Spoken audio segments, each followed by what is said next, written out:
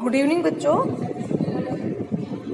बेटा कुछ technical problem के कारण हम लोग ना इस वीडियो को दो भागों में बांटेंगे और इस चैप्टर को फिनिश करेंगे। वो मैंने मेरे गलती से ना किसी बच्चे का फ़ोन आ गया था और मैंने को बटन दबाना पड़ गया। हाँ भाई, हम ये कर चुके थे, दो घोड़े ले गए और आप देखो ये घोड़ों पे चढ़ के क्या कर रहे हैं। दूसरे दिन हम घोड़ों पर सवार होकर ऊपर की ओर चले। डांडे से पहले एक जगह चाय पी और दोपहर के वक्त घोड़े के डांडे के ऊपर जा पहुंचे। हम समुद्र तल से 17-18 हजार फीट ऊंचे खड़े थे। हमारी दक्षिणी तरफ पूरब से पश्चिम की ओर हिमालय के हजारों श्वेत शिखर चले गए थे। ये मैं आपको बता चुकी बेटा, इसकी फटाफट रीडिंग लगाएंगे।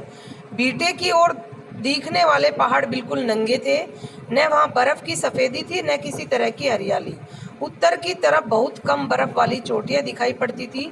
सर्वोच्च स्थान पर डांडे के देवता का स्थान था, जो पत्थरों के ढेर, जानवरों की सींगों और रंग बिरंगे कपड़े की झंडियों से सजाया गया था।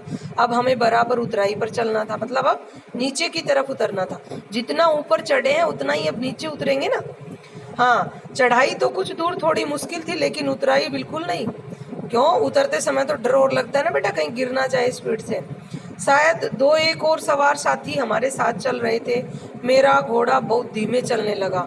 मैंने समझा कि चढ़ाई की थकावट के कारण ऐसा कर रहा है। घोड़ा भाई चढ़ाई चढ़ा है ना, इसलिए थक गया होगा, तो उतरते समय धीरे चल रहा है। इस कारण लेखक क्या कह रहा है, और उसे मारना नहीं चाहता था। लेखक घोड़े को मारना भी नहीं चाहता था। धीरे धीरे वह बहुत पिछड़ गया और मैं दोन की वस्तु में एक उपन्यासकार थे जो हमेशा घोड़े पर सवार रहते थे। ये दोन क्वी वकस्तो कौन थे बेटा? ये दोन क्वी वकस्तो तो क्या थे? एक उपन्यासकार थे, एक नॉवलिस्ट थे जो हमेशा घोड़े पर सवार रहते थे।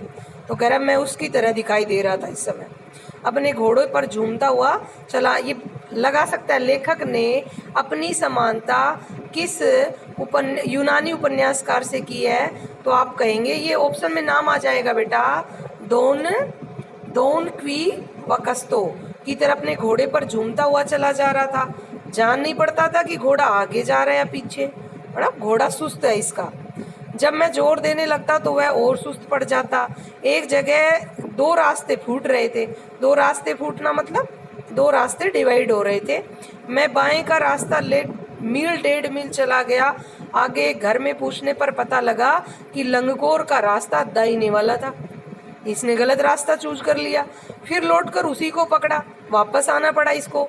4-5 बजे के करीब मैं गांव से मील भर पर था तो सुमति जी इंतजार करते हुए मिले। मंगोलों का मुंह वैसे भी लाल होता है। सुमति कौन सी जाति का था? सुमति कौन सी जाति का था बेटा? मंगोल जाति का। तो कह रहा है मंगोलों का मुंह तो वैसे ही लाल होता है, और जब ये लेट पहुंचा तो गुस्से से और लाल हो गया। अब तो और भी पूरे गुस्से में था वह।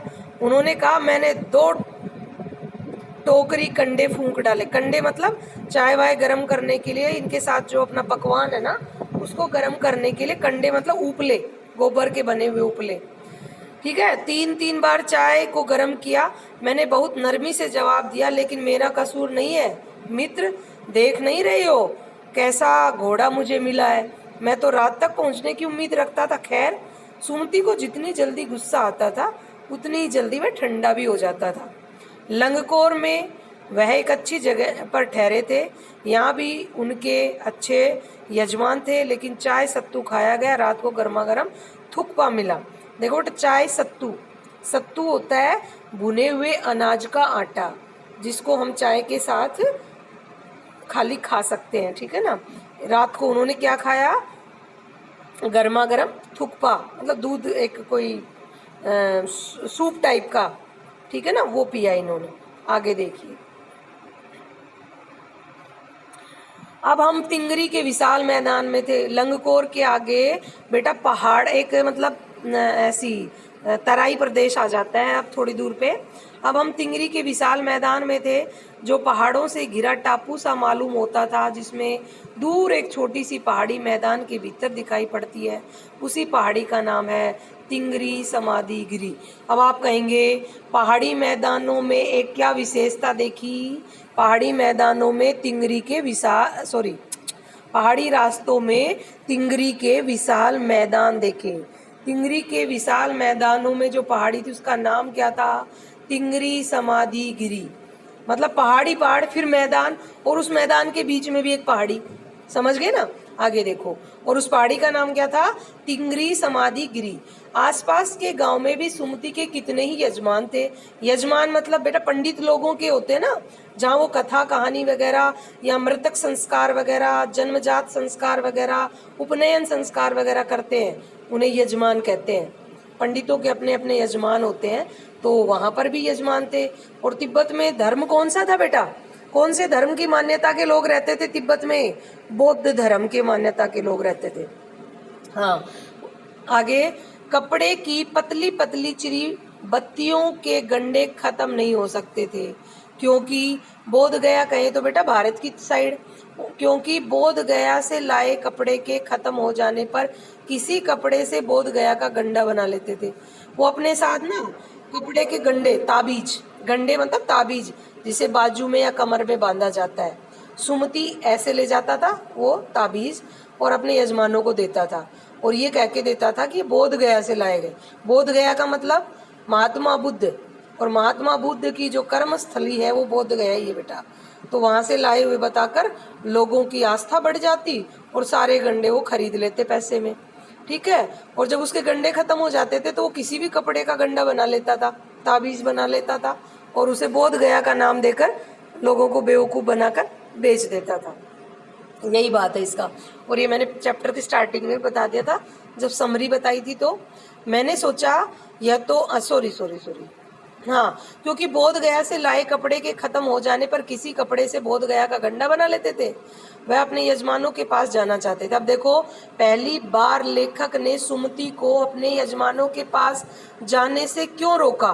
क्योंकि लेखक ने सोचा यह तो हफ्ता भर उधर ही लगा देंगे। उधर कहाँ? अपने यजमानों के यहाँ लगा देंगे। मैं और लेखक को वापस भी तो आना था। मैंने उनसे कहा कि जिस गांव में ठहरना हो उसमें भले ही गंडे बांट दो, मगर आसपास के गांवों में मत जाओ। इसके लिए मैं तुम्हें लासा पहुंचकर रुपए दे दूंगा। मतलब तू दूर गांव में जाकर गंडे ही तो बेचना चाहता है।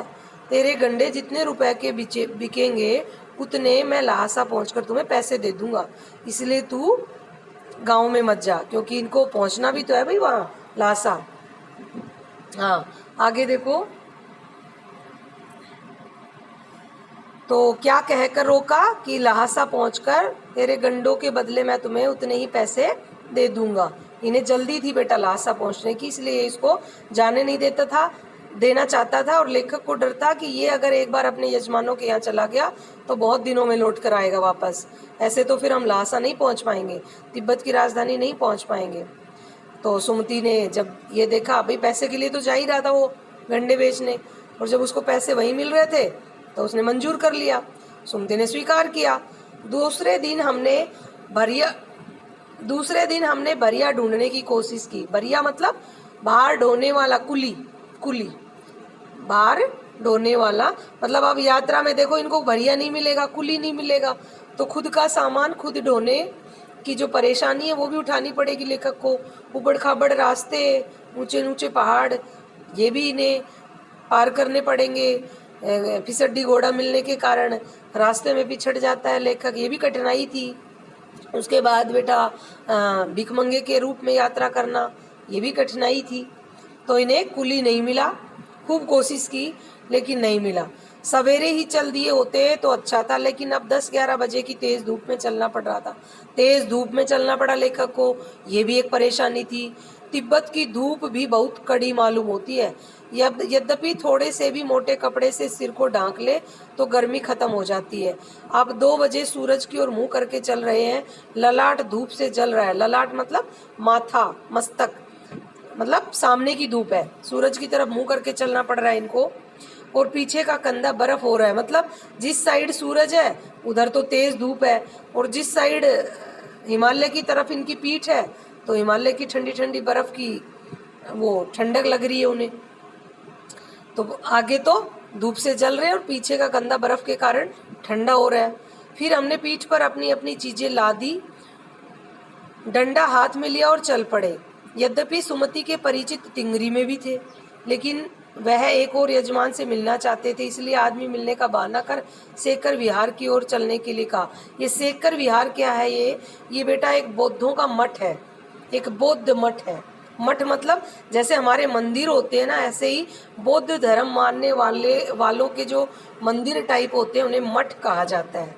बौद्ध धर्म के मंदिर स्थलों को या पूज्य स्थलों को क्या कहा जाता है बेटा? मठ। मठ। तो सुमति कहाँ गया और उस मठ का नाम क्या था? सेकर विहार। मठ का नाम बताइए, सेकर विहार, ठीक है ना। तो वहां चला गया सुमति। तिब्बत की जमीन बहुत अधिक छोटे बड़े जमींदारों में बटी। ये मैं बता चुकी बेटा, तिब्बत की जमीन बहुत अधिक छोटे बड़े जमींदारों में बटी। वहाँ की जमींदारी प्रथा के बारे में पूछ सकते बेटा। तिब्बत की जमीन बहुत अधिक छोटे बड़े जमींदारों में बटी है। इन जागीरों का बहुत ज़्यादा हिस्सा मठों के हाथ में है। मतलब ये जागीर है ना, जमीन का बहुत बड़ा हिस्सा ये मठों के हिस्से में, उन पर मठ बने हुए हैं। अपनी अपनी जागीर में हर एक जागीरदार कुछ खेती तो खुद करता है, जिसके लिए मजदूर बेगार में मिल जाते हैं। बेगार मतलब बेटा मजदूरी में, पैसे में मिल जाते हैं। खेती का इंतजाम देखने के लिए वहाँ कोई भिक्षु भेजा जाता है, जो जागीर के आदमियों के लिए राजा से कम नहीं होता। जो भिक्षु, जो बौद्ध भिक्षु जागीरदारों की भूमि की देखभाल करता है ना, वो अपने नीचे के जितने भी बुद्धिस्ट होते हैं उनके लिए देवता के समान होता है। सेकर की खेती के मुखिया भिक्षु नमसे, बेटा उनको नमसे कहते, भिक्षुओं को नमसे। जो बौद्ध धर्म के मानने वाले भिक्षु थे ना, जो सेकर विहार में रहते थे, उन भिक्षुओं को तिब्बती भाषा में नमसे कहते हैं। बड़े भद्र पुरुष थे वो नमसे।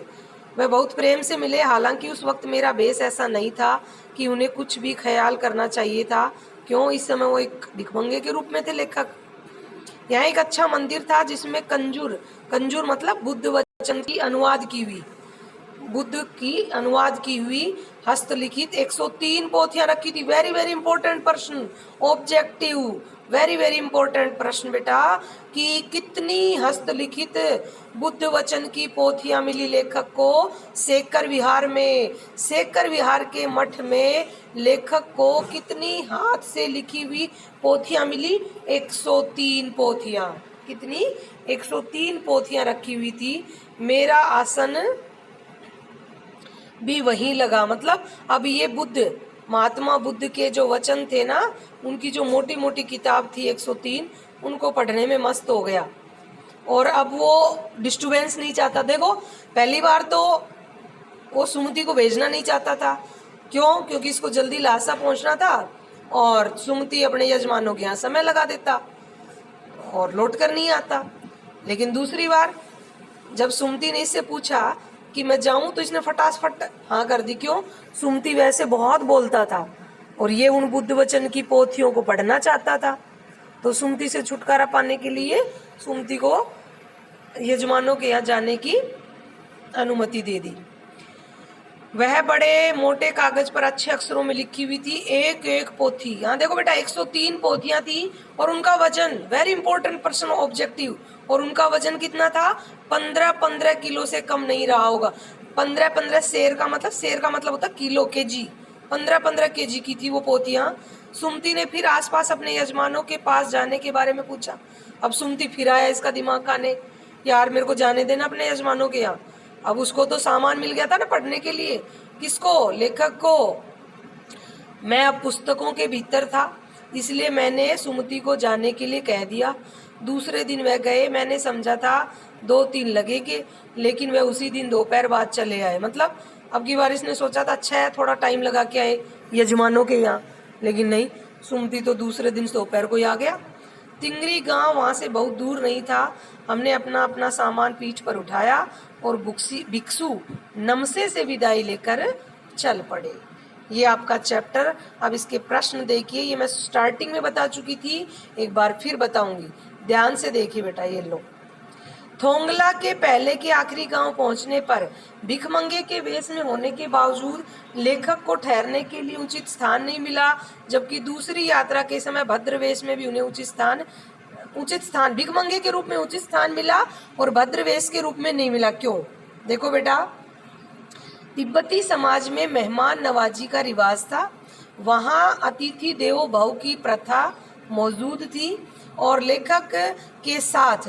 लेखक भिखमंगे के रूप में जरूर था, लेकिन लेखक के साथ सुमति उसका मित्र उपस्थित था। सुमति के मिलने वाले हर जगह थे, इसलिए लेखक का अच्छा सत्कार किया गया। लेकिन दूसरी बार लेखक के साथ उसका मित्र सुमति नहीं था, जिस कारण लेखक भद्र वेश में होने के बावजूद आतिथ्य सत्कार न पा सका, क्योंकि लोग चोर लुटेरों के डर से घर के अंदर लोगों को नहीं आने देते थे। इस टाइप का आंसर बनेगा बेटा इसका। इसको अपने तरीके से जमा लेना, मैंने बता दिया। भाई पहली बार तो सुमति था उसके साथ, भिखमंगे के रूप में होने के बावजूद उसका अतिथि सत्कार किया गया। क्यों? क्योंकि सुमति के मिलने वाले थे। सुमति एक सामाजिक आदमी था, मिलनसार व्यवहार का था, तो उसके मिलने वाले यजमान तिब्बत के हर गांव, रास्ते के हर गांव में थे, इस कारण उसको जगह मिल गई। और दूसरे टाइम वो भद्रवेश में तो था, लेकिन सुमति उसके पास नहीं था और लोगों को चोर लुटेरों का डर बना रहता था कि न जाने किस रूप में कौन चोर लुटेरा हो, तो उनको जगह नहीं मिली। आगे देखो, दूसरा प्रश्न देखिए। उस समय के तिब्बत में हथियार का कानून न रहने के कारण यात्रियों को किस प्रकार का भय बना रहता था? देखो, तिब्बत में हथियार रखने का कोई कानून नहीं था, इस कारण लोग लाठी की तरह बंदूक या पिस्तौल लिए फिरते थे, या वो लोगों को पहले मारते थे, बाद में उनकी जेब देखते थे कि पैसा है या नहीं। उबड़ खाबड़ रास्तों के कारण वहाँ आवागमन भी बहुत कम था, तो चोर लुटेरों का डर इस कारण उनको बना रहता था। इस टाइप से इसका आंसर मैं पहले बता चुकी थी, दूसरी बार डिस्कशन चल रहा है बेटा। ये लेखक लंकोर के मार्ग में अपने साथियों से कैसे पिछड़ गया? भी लेखक को जो घोड़ा मिला था वो बहुत ही सुस्त था, धीरे धीरे चल रहा था। एक जगह दो रास्ते फट रहे थे, लेखक ने गलत रास्ते का चयन कर लिया था, चुन लिया था, इस कारण वह अपने साथियों, उसे वापस लौट कर आना पड़ा, इस कारण वह अपने साथियों से पिछड़ गया था। लेखक ने सेकर विहार में सुमति को उनके यजमानों के पास जाने से रोका, परंतु दूसरी बार रोकने का प्रयास क्यों नहीं किया? भी लेखक को जल्दी लहासा पहुंचना था और लेखक को डर था कि सुमति अगर एक बार अपने यजमानों के यहाँ चला गया तो लौटने में हफ्तों लगा देगा, ठीक है ना। लेकिन जब दूसरी बार लेखक को बुद्ध वचन की हस्तलिखित 103 पोथियां जिनका वजन 15-15 सेर का था वो मिली, तो लेखक उनको पढ़ने में मस्त हो गया और सुमति को यजमानों के यहाँ जाने की अनुमति दे दी। ठीक है बेटा, अगला देखो। अपनी यात्रा के दौरान लेखक को किन कठिनाइयों का सामना करना पड़ा? भाई लेखक को पहाड़ी उबड़ खाबड़ रास्तों से चलना पड़ा, अपना सामान खुद ढोना पड़ा, ठीक है, एक फिसड्डी घोड़े के कारण लेखक को मार्ग से भटक जाना पड़ा, ठीक है, और एक कड़ी धूप का सामना करना पड़ा, इस टाइप की। आगे देखिए बेटा, प्रस्तुत यात्रा वृत्तांत के आधार पर बताइए कि उस समय का तिब्बती समाज कैसा था। वेरी इंपॉर्टेंट प्रश्न। उस समय के तिब्बती समाज में देखो बेटा, महिलाओं को उच्च दर्जा दिया जाता था, वहाँ छुआछूत और जाति प्रथा का नामो निशान नहीं था, महिलाओं में पर्दा प्रथा नहीं थी या महिलाएं पर्दा नहीं करती थी, ठीक है।